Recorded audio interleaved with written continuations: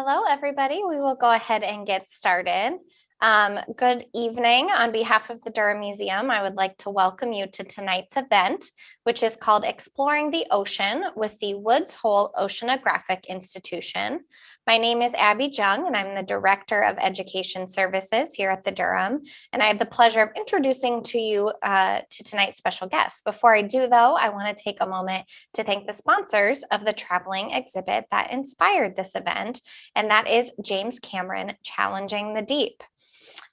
Those sponsors include Mutual of Omaha, the Richard Brooke Foundation, Valmont, HDR, Douglas County, Cox Communications, the Claire M. Hubbard Foundation, the Durham Society, D.A. Davidson, and media support by KETV.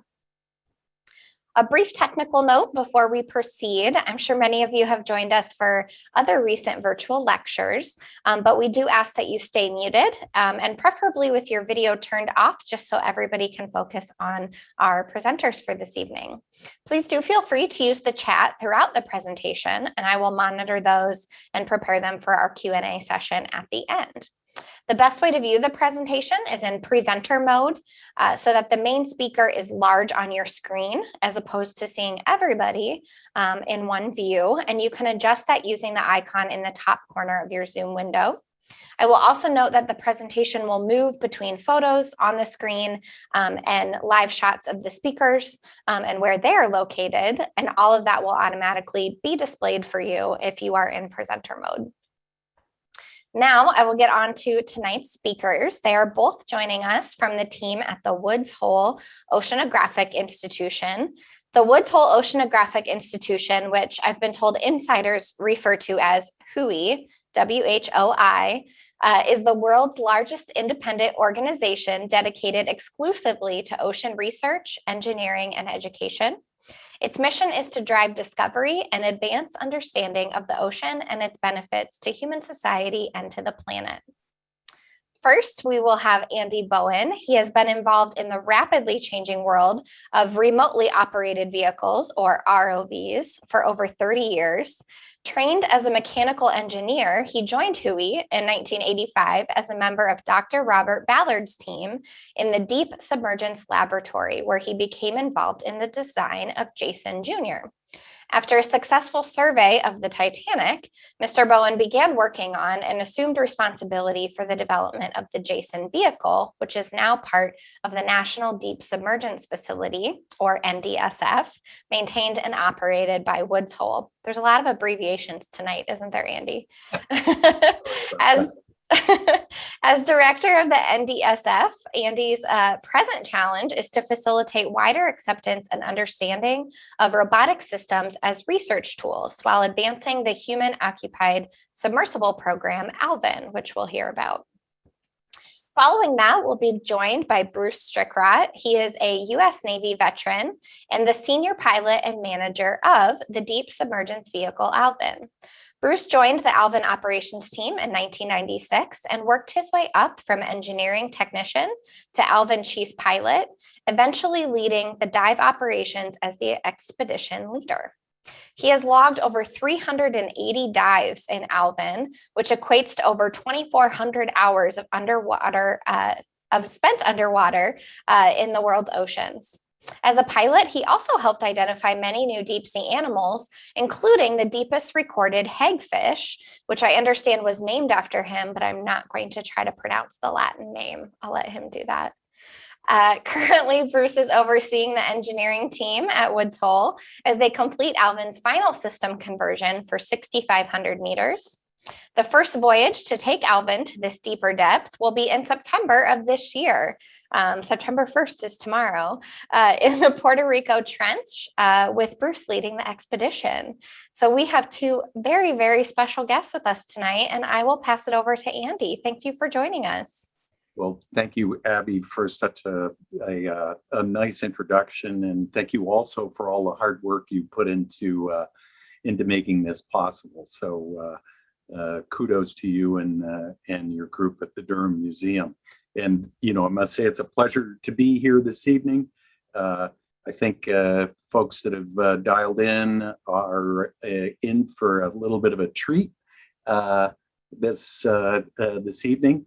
I feel in some ways I'm just sort of the warm-up act for Bruce, who has, I think, a real treat for everyone, which is a kind of in-person tour of the 𝘈𝘭𝘷𝘪𝘯 submersible. But before we get to that, and to hold your interest, until that time, I'm going to give folks a little bit of an overview of what we call deep submergence technology and how that's evolved over the years, to include, of course, human occupied submersibles such as the 𝘈𝘭𝘆. Again, you'll hear much more about that later on, but also through the use of robotic systems. And then maybe a tiny little glimpse of some of what we might be in store for with regard to the future and technology that's used to explore the ocean. So with that said, I'm going to go ahead and share my screen with everyone, which hopefully this will come through. I think hopefully, Abby, am I live? Is everyone seeing my screen okay? Yep, it looks great. Thank you. Terrific. So so this picture actually, the lead slide isn't a picture taken at Woods Hole, and that's not Bruce Strickrott peering out of the bathyscaphe that was used in the 1930s to first explore the deep ocean through the use of what was at the time high technology, but was really the first opportunity for humans to get into the deep reaches of the ocean, which up until that time were mostly thought to be completely lifeless. And part of our mission here, as Abby indicated, at Hole Oceanographic Institution, is to explore the ocean and bring some of those discoveries to society and to the public, which is part of what we're doing this evening. So Woods Hole was started in 1930 with a grant from the Rockefeller Foundation. At the time, it was realized that an investment in science and technology was broadly in the interest of the United States. And of course, science and technology and our ability to understand the ocean was a big part of the mission and still is today. This is an aerial photograph of the village of Woods Hole. You can see the two large ships on our dock here. And as I mentioned a little later, you'll actually get a chance to see those kind of virtually in the flesh. But this is our main facility. You know, we have over 450 scientists and engineers, and roughly another 500 people that are involved in helping support our activities, all the way from administrators to specialists in machining and welding and all of the trades which are necessary to build some of the technology that you're going to be hearing about this evening. Our annual budget is almost $250 million a year. A lot of it comes from the federal government, but I'm happy to say much of it also comes from private individuals and research foundations. We're set up to sort of recognize each of the basic scientific disciplines that would be typical in science. So biology, chemistry, geology, physics, and then the department in which Bruce and I are in, which is sort of applied physics and engineering. And we're the tool builders that help support our scientists as they go into the deep ocean to learn more about its secrets. So access to the ocean through the use of this technology is really important. We are not a nonprofit, independent organization. We have an educational affiliation with the Massachusetts Institute of Technology, and we participate in what's called a joint program and graduate students out of our PhD program. You know, I think in some ways I'll start off just by sort of setting the stage, I suppose, in terms of history. And this is a slide that sort of captures really 40 years of technology since the 1930s that sort of sets the stage, the state of the art as it was in those days. And this represents some of the submersibles that were designed in the 1930s, 40s, and 50s and 60s that descended into the deep ocean.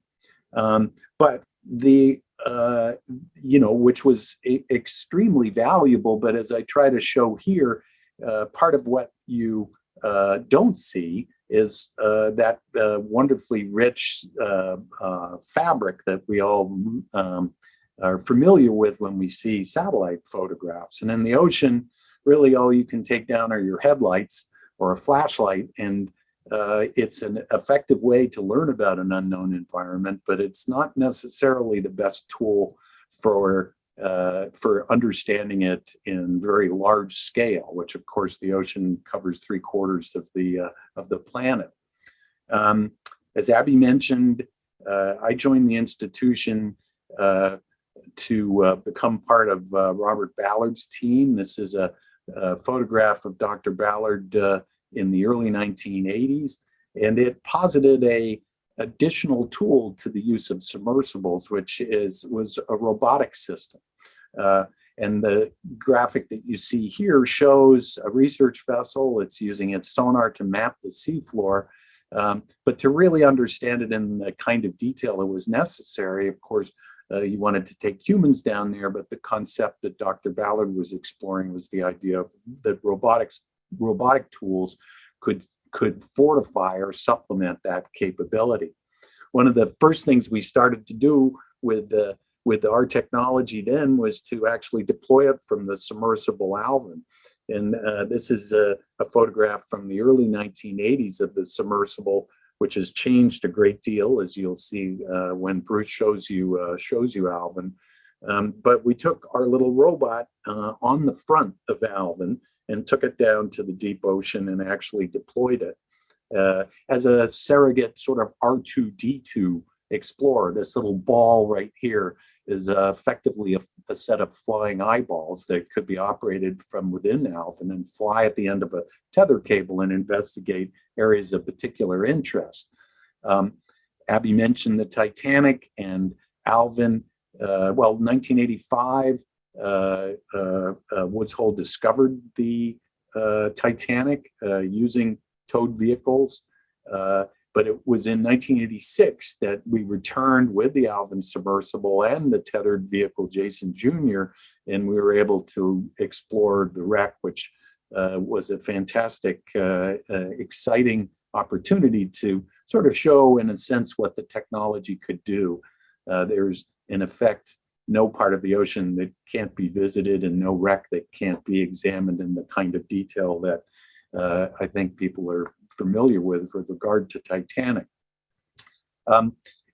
It was mentioned earlier that what we do at Woods Hole is to provide access. And so this is sort of a slide that shows really the tools that we use to provide our researchers and researchers all over the country with access into the deep ocean. The crown jewel of which is the Alvin submersible.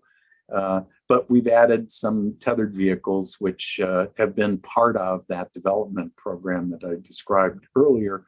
There's a tethered vehicle which is connected to the research vessel with a long umbilical cable, and there are no people on board, but the people are on the ship and they're essentially directing the activities of Jason through television screens. And then more recently, we've added something called an autonomous underwater vehicle. And like Alvin, it carries all its energy on board, but unlike Alvin, it has no people on board. It's essentially an underwater drone, which we direct to explore the deep ocean. And so just a few slides here to talk about the deep ocean, and some of the challenges we as engineers have to overcome. I think perhaps it's not entirely appreciated that water, well, if you carry a gallon around, it's heavy. And of course, if you stack many gallons on top of something, it creates crushing pressures. Anyone who's dove to the bottom of their swimming pool and felt their ears pop, that's the result of pressure. And of course, the deeper you go, more pressure builds up. And so as engineers, a big part of what we spend a great deal of time doing is making sure that our robots are capable of resisting these pressures, and of course the submersible itself. So crushing pressures, very low temperatures, although not below freezing generally speaking, are a major part of it. I think one thing that people perhaps don't fully appreciate is that we've all become so sort of enamored with our telephones, and I think people are familiar with the range of activities that cell phone technology, whether it be GPS for location or wireless communications, enables, and certainly airborne drones, for example, are a good example of things that take advantage of that network of capability. Unfortunately, underwater, none of those things exist. And so we have to bring our communications tools with us. We have to bring our positioning and navigation tools with us.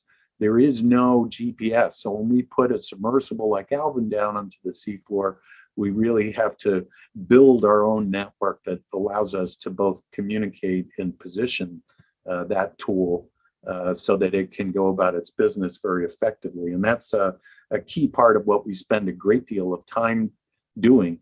This is a little bit detailed, but this plot is sort of interesting, I guess, for the technically inclined who are visiting today.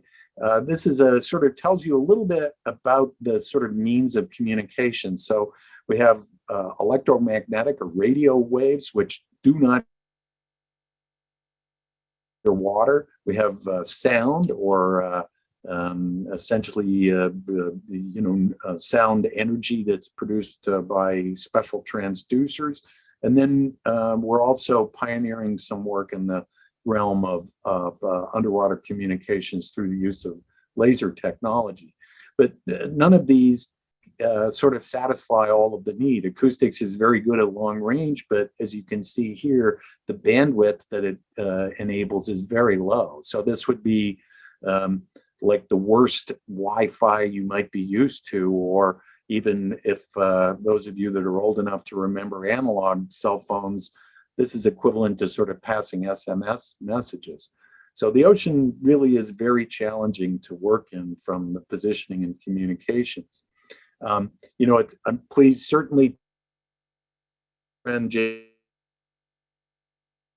think we would all see here as a vastly talented individual who not only knows how to make a fantastic movie, but has also produced some fantastic underwater technology.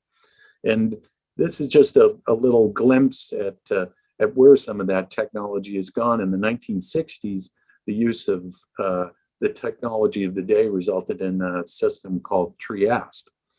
So this is a underwater balloon, essentially, with a small gondola underneath it in which occupants sat. But it was a monstrous construction, all filled in with aviation gasoline, sort of like a balloon, if you will, underwater. If we fast forward over many years, Deep Sea Challenger Museum that I hope all of you have had an opportunity to see. It was and is an incredible technological leap forward that brings humans down to the deepest part of the ocean, but in a much more efficient manner. And one of the systems that we pioneered here is a small robot that had the same basic capability. And in 2012, we used that robot to reach the deepest part of the ocean, Challenger Deep. And this is just a short little video snip of that moment of touchdown and all of us on board the surface vessel over 7 miles away above where our robot was operating. We're amazed that we were able to explore that incredibly remote part of the ocean. Of course, James Cameron had the benefit of doing it with his own eyes, and the human spirit in the ocean is a critical thing that we'll touch on perhaps a little bit later. Unfortunately, and this happens in our world, and in a certain sense, you learn by making mistakes or failing. Our robot imploded. And I mentioned the unforgiving nature of the ocean and certainly the pressure.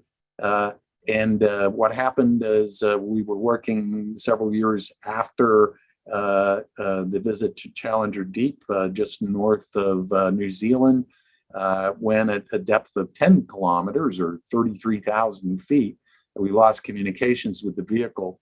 And hours later, this is all that floated to the surface was some of this plastic debris, which was used to make up some of the structure of our robot. And so it was a very sobering experience to be involved in such a dramatic failure.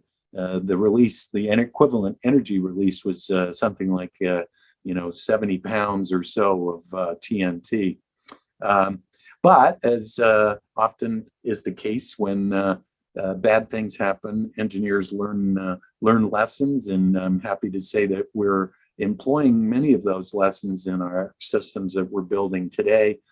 This being just a photograph of one of them that we built after the Nereus vehicle, which I showed just a minute ago. And this one, instead of being built to explore the deepest part of the ocean, is built to go to the poles and to work under the polar ice cover.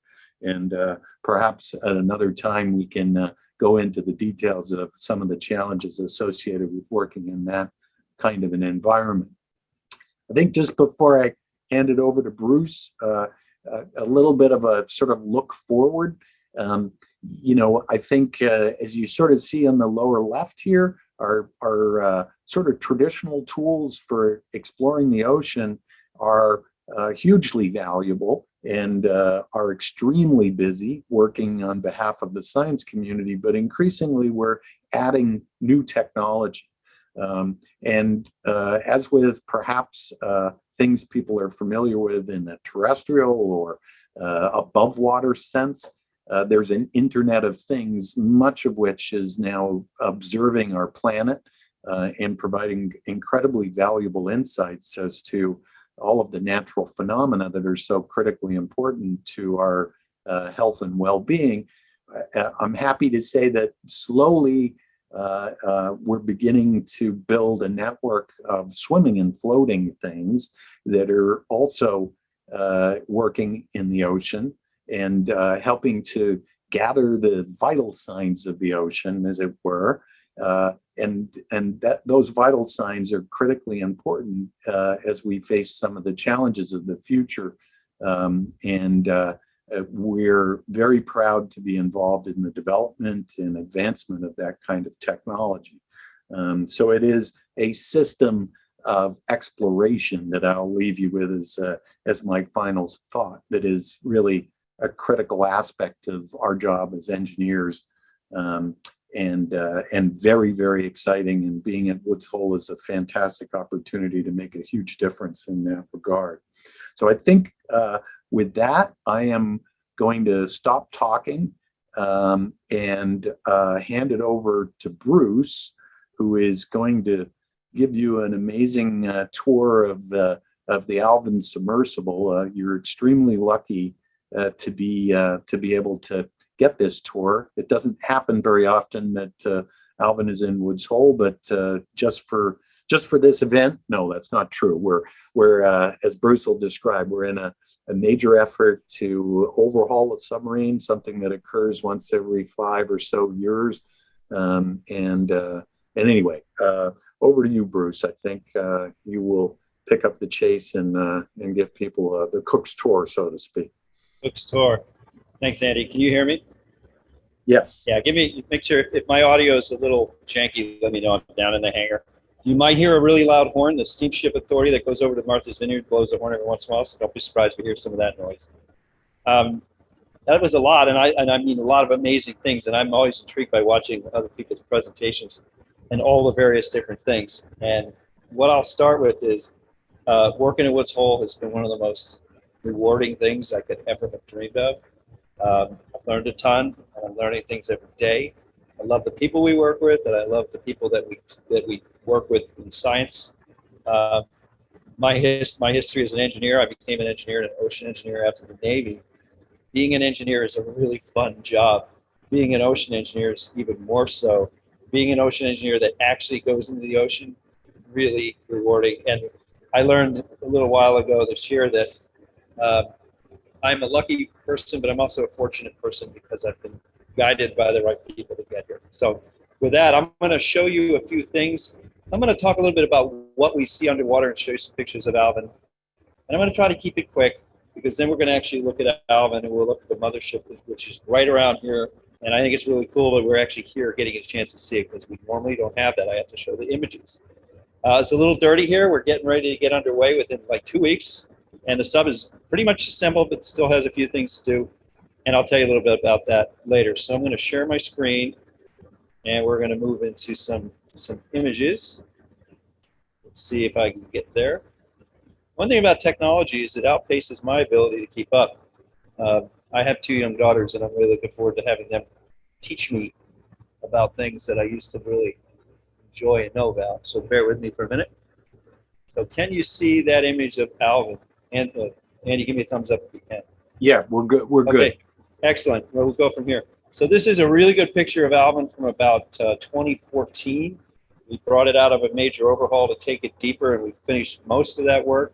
This is the front end. You can see the windows here. If you look close, there's a bunch of fish swimming around. They often come and visit. And we've got this platform full of various equipment and snorkels and 2 big arms that pick things up. And then there are 3 of us inside. This is a typical morning. We're going to move right in. A few things. I think this is a little business. A DSV is a deep submergence vehicle. And it could be any kind of deep submergence vehicle that takes people, whether virtually or really down to the bottom. But in our world, this is a machine that has people in it. I like to call it an underwater spaceship.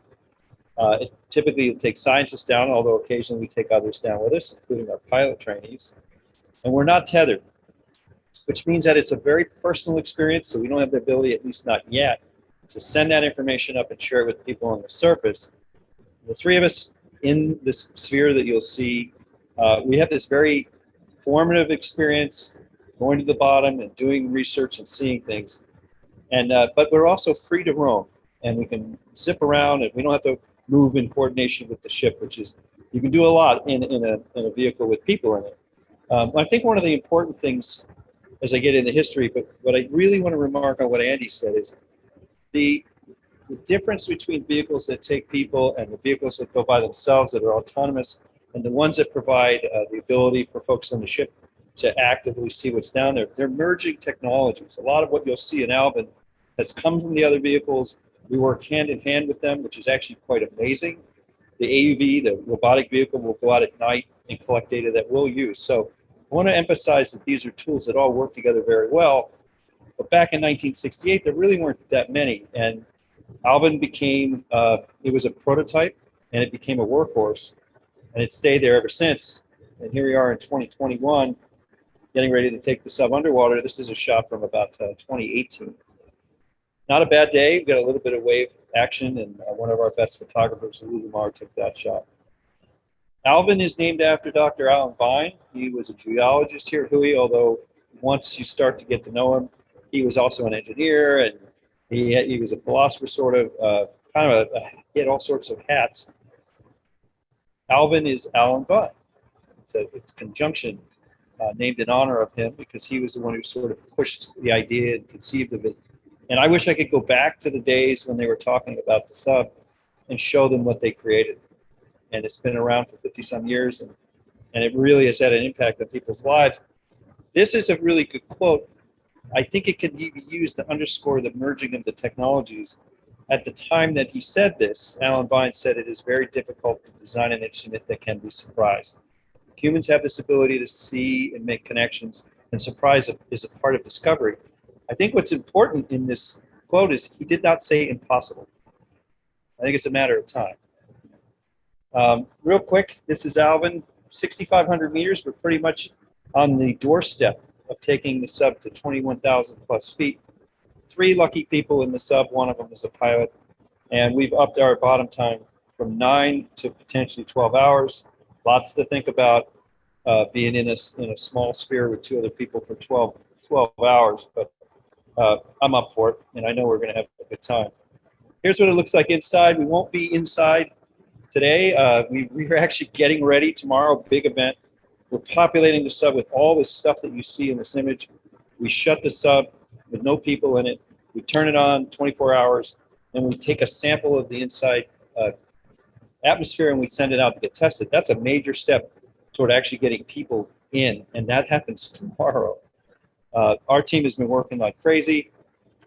One thing I think also is important is both Atlantis, the mothership, which I will show you, she's sitting right behind me over here, and Alvin are Navy owned. The Office of Naval Research owns them, and much of our funding comes from the National Science Foundation and from NOAA, National Oceanographic and Atmospheric Administration, who we are so gracious that they support us and keep us going. I'm not going to talk much about Atlantis, but Atlantis is certainly more than a ship. She's a platform for science. We can do all sorts of amazing things. It's a floating laboratory village, and when you're out there on a cruise, it's quite an environment. There's a lot of energy, and when we discover new things, everybody's giddy. It's a heck of a thing to experience. I've been lucky enough to go on 141 expeditions on the ship with Alvin and counting. So here comes some of the things we see, and I'll go quickly through here.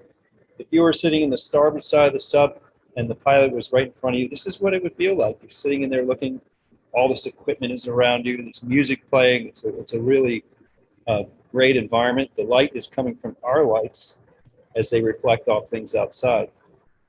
And here we go. This is what it looks like at about 8 a.m. when we open up the vents and Alvin starts to descent down. Typical day is about an hour, but when we go to 6,500 meters, we're really talking about 3 hours to get there, 3 hours to come home, and 5 to 6 on the bottom. So it's a bit of like a road trip with no rest stops, and you can't get out. The food's pretty good though. Down in the middle of the Pacific, in the middle of a volcano, in the bottom of the ocean is where we go, and that's what we find in the middle of the Pacific. Giant tube worms. This is a zoarcid fish, and it's an amazing community. This is really only a few meters square, and when you back away, this is what you see. This was a place called Tube Worm Pillar. It stood about 30 meters tall, loaded with life, and what happened was when the eruption happened, it formed a pillar right over a hydrothermal vent, and this is what was created.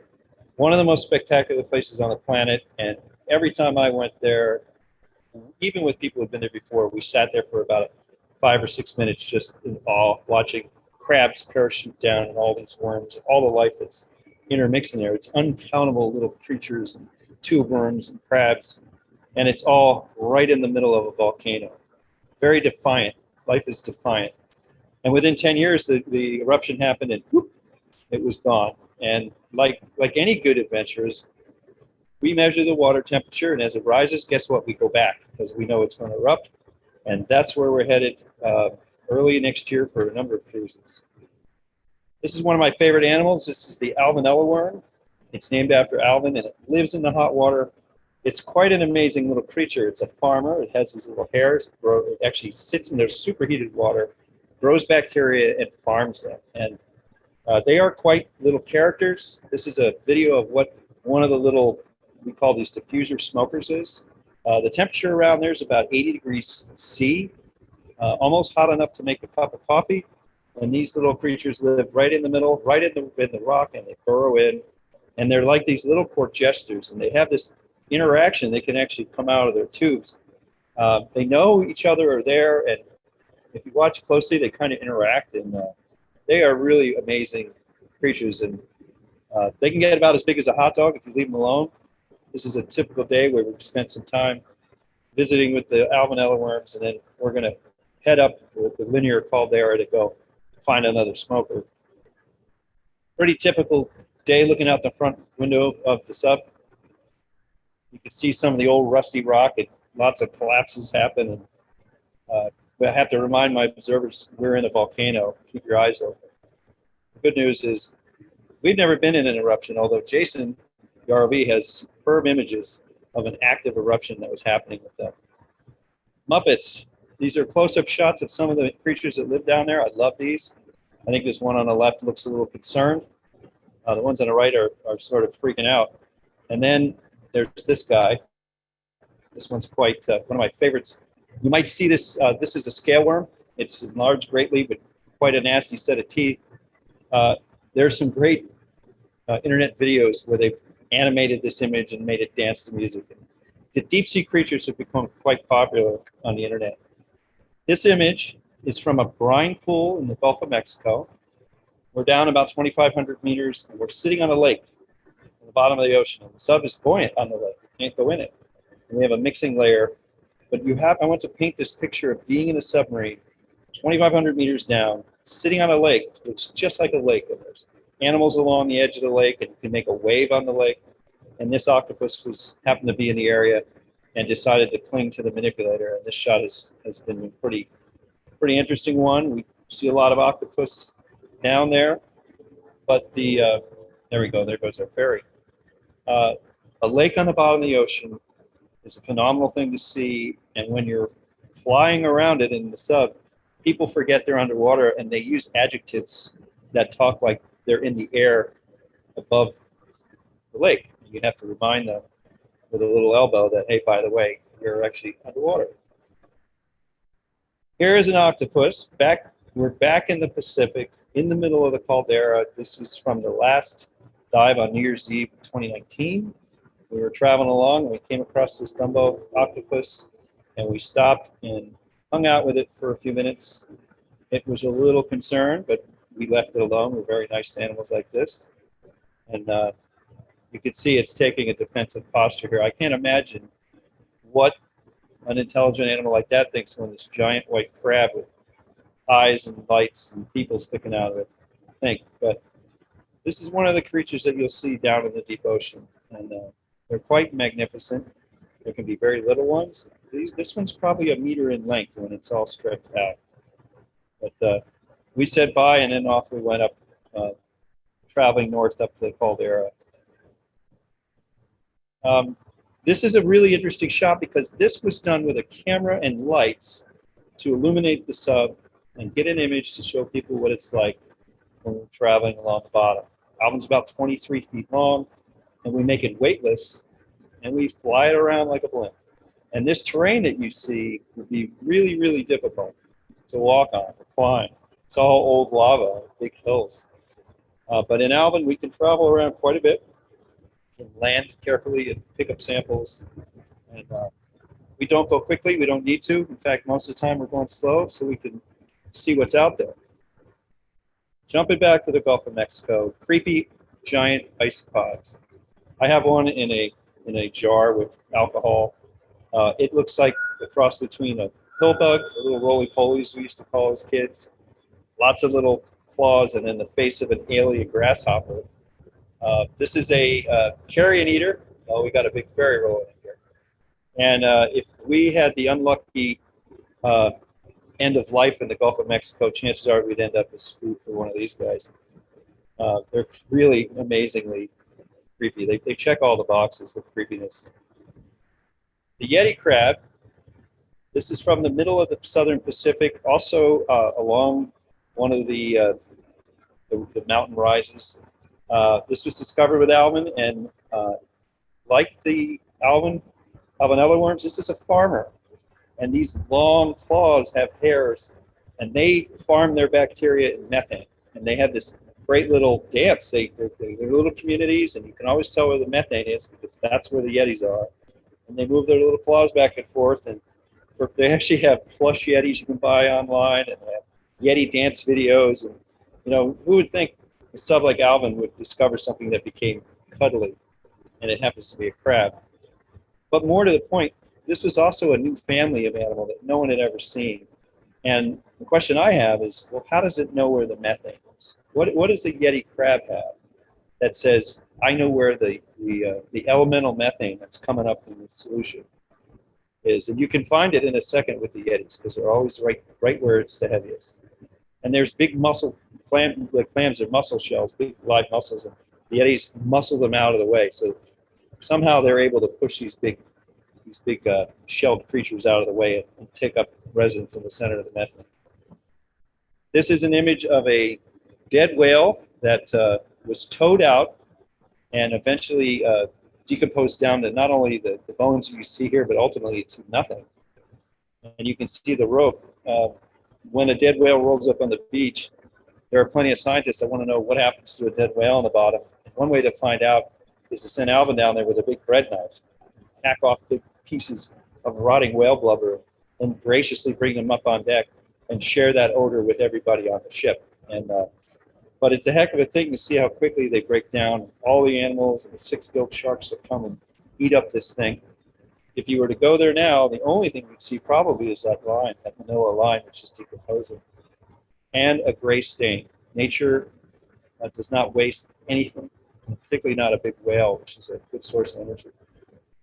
We're getting near the end here. This is a Grumman Avenger off the coast of California that we dive on. We're actually parked on the wing. Alvin weighs about 15 tons, but when we're underwater, it doesn't weigh anything. And we're parked on this aircraft, which unlucky 13. I can imagine a person flying that was wondering why they were so blessed with the 13 aircraft that ultimately ended up on the bottom of the ocean. They lived. The aircraft is there today. It's a nice little artificial reef covered with sponges and coral. And that's a day for us. And we'll go back to the surface. We arrive right around dinner time, at least for the 9-hour dives. We like to play this game on the surface, which is what's for dinner. The food on the ship is amazing. And sometimes we come up and there's smoked pork, and sometimes there's pizza. It's a really great day going down and doing the work, coming back, and then that's when the real business and science happens with all the samples we put up. Alvin at night in the hangar, and we're gonna shift over here. I'm gonna work with to switch over to my phone and see if we can't give you a nickel tour of the sub and show you the shots out the window. So I'm gonna stop sharing here, and I'm gonna go back to the regular screen, and I'm gonna sign off, Abby, and sign right back in on my phone. And once you let me in, I'll start sharing from there. Is that okay? Yep, sounds good. I'll watch for you. All right. I will be seeing you in a minute. Well, while we're waiting for Bruce to come back on, I'll fill the dead air. This is something a little different. We haven't quite tried to do a walking tour of Alvin and Atlantis through the use of a handheld telephone, but we're going to give it a try, and hopefully Bruce is able to reconnect and give us a walk around where we see the sub. Yep, There there it he is. is. I made you a co-host, Bruce, so you should be good to Got go. it. Can you hear me? You're Are you with there? us. Yeah. Oh, excellent. All right, so I've climbed up the stairs. This is Alvin, just about finished. You can see we're figuring out where to put the decals on the front of that orange place that we call the sail. A lot of wires hanging around. We still got some cameras to install. You can see the science basket's not in there yet, but this is Alvin. We've got a new manipulator on the left, on our starboard side, on screen left. But we've been working real hard now, about a year and a half, while Atlantis was out in the yard in Washington State. But we are literally days, maybe weeks away from putting people in the sub. And you're going to see there's a lot of bits and pieces kind of not quite in. That's fine. This is an air conditioner to take care of the things that are inside, which are actually turned on.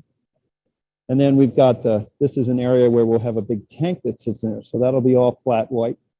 And as I walk down the port side, you can see one of our port windows with our protective cover. This is a brand new ballast system down here. This will all get covered. But our young engineers were tasked with designing really a whole bunch of new systems. And it's amazing to see what they've achieved. And bear with me for a moment. And we're still at it. It's a bit chaotic because not only are we building a submarine, we're also moving back onto the RV Atlantis. And we're trying to do all that at the same time with a small group of amazing people, and trying to do it within a very short period of time. Our goal is to be back at sea right around the 12th. We're in the rear end here. Let me back up. And hopefully we're going to get our 6,500 meter circ dive, the deepest dive Alvin has ever done, at the very end of the month of September. What you see here are our aft thrusters that push us forward back. And then as I come around to the starboard side, you can see we've got this one up here. We call it an athwartship thruster. We have two of those. And then right over here, we have a lift. And like I said, Alvin works like a blimp. And the way we move it in vectors. We don't steer like a car. We fly it up and down. We can make it go sideways. We can turn it, and we can go forward and backwards. And it's a bit like a cross between an underwater spaceship and blimp. Everything you see here is going to be covered with a skin, but it'll be saturated with water. So all this open space is full of water. Our big batteries, these are our big batteries right here. 2 of those big, heavy batteries will actually go inside this space. We can drop them out if we had to. We have this wonderful elevator on the ship that brings them up and we can put them in. A lot of the wiring is still getting finished and the covers will go on. These boxes will be full of oil, and that oil stays at the ambient pressure. So a box like that doesn't have to worry about protecting pressure. Whereas a device like this is this housing for our motor controllers. This has to handle the full ocean pressure differential. These are quite highly well designed, and same with these big ones down here. Computers all over the place. Fiber optic lines that send data around the sub. It's a really, really intelligent machine. And like I said before, it leverages off a lot of the work that's been done with the other vehicles with WHOI. We'll climb up real quick and look at the top just from the other stairs. But within a very short period of time, we'll have Alvin in the water where it belongs. It looks a little odd out of the water, but once you get it built and get it back together again, it really works well underwater. This crazy looking window over here that's not in, the day after tomorrow, we're gonna pull the gas sample from inside. But this is typically where all the work happens. This is where the basket will be. And we can do some amazing things. We can pick up tiny, tiny little creatures with these crazy robotic arms. And I actually think it's easier to sample with the Alvin because of the windows than it is to sample with a remotely operated vehicle, at least currently. I watch the pilots. I have huge regard for their ability to sample using screens. And instead of being able to look around through a window, they have to piece together the sort of placement of things with the various screens. And when I go out and do Jason trips, I find it really difficult because I'm somewhat spoiled by having that binocular vision. I suspect over time, though, there are going to be some pretty interesting VR changes to remote work underwater. So I'm going to go real quick outside, and I'll give you a moment to see the night at Woods Hole on a day like today is wonderful. That's the steamship over there. And here's our ship Atlantis. And it's a heck of a place to go and live for a while. Get a little closer, and you can see that door on the side. That's the side door to the Alvin hangar, and that's where Alvin lives most of its time. And then this big device on the back, I don't know if you can see it, this is our big launch system that picks Alvin up and puts it in the water and then picks it back up again. But there's a lot going on, nice staterooms, wonderful food, great people, and a lot of business at night working with the scientists as they take our samples. Like I said in the beginning, working here is a treat. I've been blessed to be able to do these things, and I love sharing it with people and encouraging all the young folks out there that think that they would ever want to do something like this. My advice is you can. And a lot of opportunities for people to do. I think Bruce, that's the call. That's the end of it. Yeah, for us to Yeah, sorry, that was a little longer than we thought, but I'll flip over. You warned us that might happen. All right. So there you go. I do have a few questions that have come through the chat. If you both don't mind, and feel free to whoever wants to jump in. As you mentioned, we have the James Cameron exhibit right now, and one of our guests tonight notes that the Deep Sea Challenger was damaged in a fire in 2015. And great question. Is it repairable? Could it dive again? Might it dive again? It has been repaired, and it is diveable. Though I think for the moment, our plans are to concentrate on getting the Alvin submersible up and running. And that is probably the first priority for us. I think it's fair to say certainly that some of the technology that was pioneered as part of the Deep Sea Challenger is making its way into systems like Alvin and other vehicles that are either in operation or being designed as we speak. Thank you. John would like to know if Alvin also takes microbial samples or soil samples from the ocean, anything like that? Bruce, over to you. Bear with me. Boy, do we. And that's a great question, because the deep sea microbiology research has exploded because there's so much to learn. And you saw a lot of macro life in the places that we go. The microbiology in those areas is tremendous. And we do a lot of samples with tube cores, some of which are very specialized to protect the samples. And a lot of the things that we collect are placed in the very specialized boxes to protect them and isolate them so that when we get to the surface, the microbes are not contaminated. So deep sea microbiology is it's a very large field, and you would think these tiny little invisible things, the archaea and some of the bacteria that are found on the bottom of the ocean have probably been around for a really, really, really long time. So very good question. We have a lot of great questions coming in. I love this one. I'm sure we have some educators and parents and grandparents watching. Bruce, you mentioned this at the end of your portion of the talk. So how can aspiring young ocean engineers get involved in general, but maybe specifically with Woods Hole as well? Well, it's a great question. I think the question in itself is the first step. So people that are interested, we have people that come and knock on our doors. We have people that contact us, and we have college students that come here as interns, and many of them come right back and become employees, and it's a great way to meet people.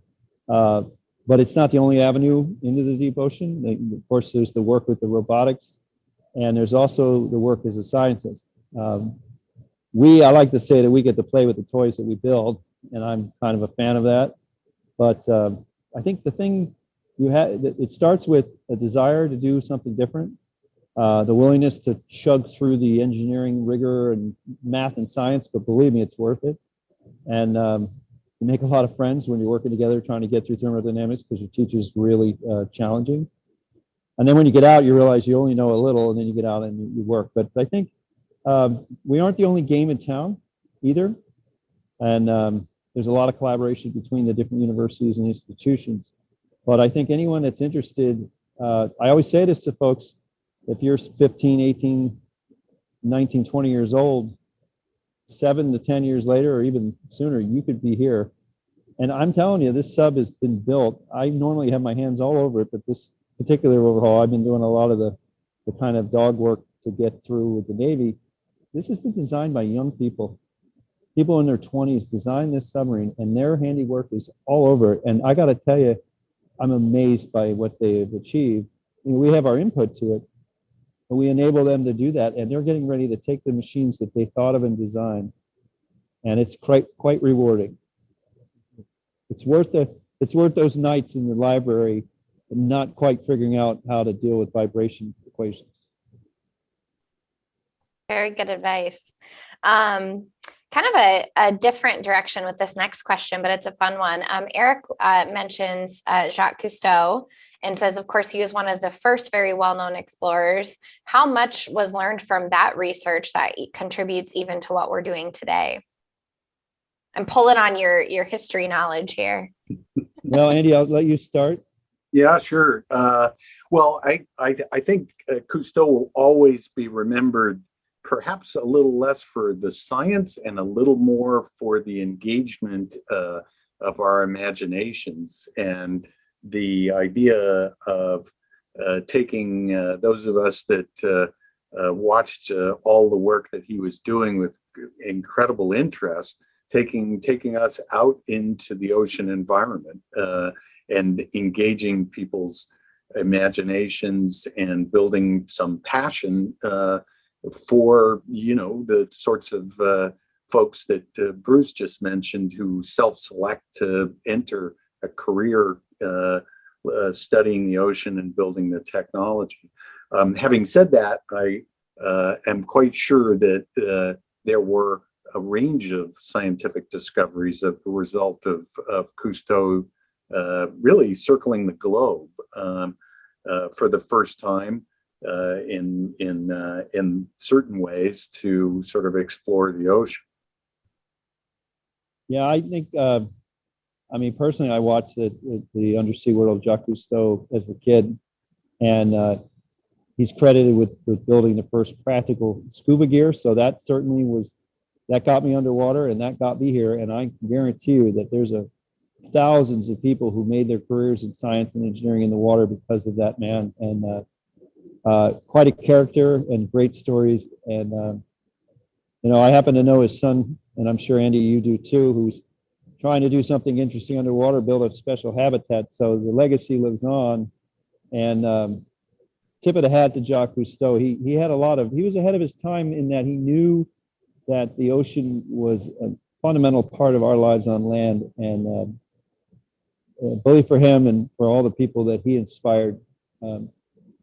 It's hard not to recognize a person like that and their impact on the world. All right, well, I think we have time for one more question, and I really like this one. Ross would like to know, as would I, what has been your favorite discovery or moment working in this field? It's probably a tall order to ask you that, but. Well, I'll tell you mine, because I know Andy has some amazing ones that I haven't had a chance to be a part of, but because he's done so many cool things. You know, when I started, it was just seeing what's down there. And I do this on every dive where I get down there and I get a chance to see things that no one's ever seen, or be in a place that no one's ever been. And I got to tell you, that has always been like one of the best things. But really what has changed is watching what happens to the people in the sub. And I mean that with sincerity. When you take people down, and I'm sure this happens in the ROVs as well, but when you expose someone to the world down there, and that's a huge part of our world, it gets dark in minutes, and you watch change, their understanding, and this fundamental sort of awakening. It happens every dive. That to me is the discovery that changed my life. And it's why I really love what I do and why I want to keep it going. It's a reflection of who we are. So the discovery that you might think was amazing, to me, it's really about what is achieved by doing work in the deep ocean. Yeah, I think I would have to agree with Bruce. I think, you know, reflecting on a career of many years in this business, whether it's exploring Titanic or going to the poles or reaching the deepest part of the ocean, I think the most satisfying part of it, if you reflect a little bit, is the real impact that people in our position are able to make. And I share Bruce's enthusiasm and enjoyment of that process. And I guess in a certain sense, that's perhaps not a singular event. It's the drawing together of a series of things that, as time passes, you develop an appreciation for. And I think it is an immensely satisfying part of the kind of work we do. So maybe that isn't a glamorous answer to, you know, seeing a sunset at the ocean or the green flash or that sort of thing. But I think it's as honest as I can be about things that I can recall through my career, which, you know, stick in my mind. It's the collective total of it all, I suppose. I have a prediction. You know, ocean science has its kind of ebb and flow with funding, but with all the new technologies and with the fact that people are recognizing that the Earth is water and land all together, this is the beginning of the heyday of technology in the ocean and people doing things in the ocean. And over the next 50 to 100 years, it's just going to get more so because of the critical nature of the ocean on our lives. So anybody out there that's thinking about this kind of career, there's a lot of opportunity. And that question about discovery, we barely scratch the surface of what's down there. Yeah, I think that's really important, and history is very clear on this. Our children, and hopefully there are some of you out there, will know more about the ocean than everything that has come before them, which is kind of a staggering thought. But as I say, history is quite clear on this, and the discoveries that are to be made and the understanding that will be gained and how important the ocean will be to sort of our well-being is something that I think the generation that's now coming into its own will really experience and be incredible sort of, I don't know. Anyway, hopefully you get the idea. There's a lot left to do. Absolutely. I think that's the biggest thing I've learned hosting this exhibit. We had the pleasure of hosting Dr. Ballard earlier in the run as well. And I think he was asked a similar question, and he spoke about how his favorite thing he ever found, and I apologize, I don't remember the name, but it was these huge like tube worm things. And I think everybody on the call was probably like, but you discovered the Titanic wreck. And I think it's the same with the James Cameron exhibit that we're hosting. People come to learn about maybe the Titanic, or we all have that fascination. But at the heart of it, James Cameron too is an ocean explorer. So it's been a good learning opportunity for me and all of us as well. So, well, I cannot thank you both enough. This was amazing. Bruce, thanks for being on site and trying that out for us. I super appreciate it. And both of you for helping us organize this. Before we sign off, I do want to make sure, especially you local folks, I know we have people joining us from all over the country tonight, which is amazing. But for those who are local or visiting Omaha, the exhibition is on display through October 3rd. And we also have a presentation coming up on September 21st. That'll be a little more on kind of the history and Titanic side of things, which will be really fun. It's called Titanic Artifacts, Where Are They Now? And that one is actually available both virtual, and if you are local, we're going to host our speaker, Cheryl, who I believe is on with us tonight. We're going to host her here at the museum for those who can join us on site as well. So thank you again to Andy and Bruce. Best of luck on the upcoming Alvin work and missions. We'll be thinking of you and can't wait to hear how it goes. Terrific. Great job. Thank you so much.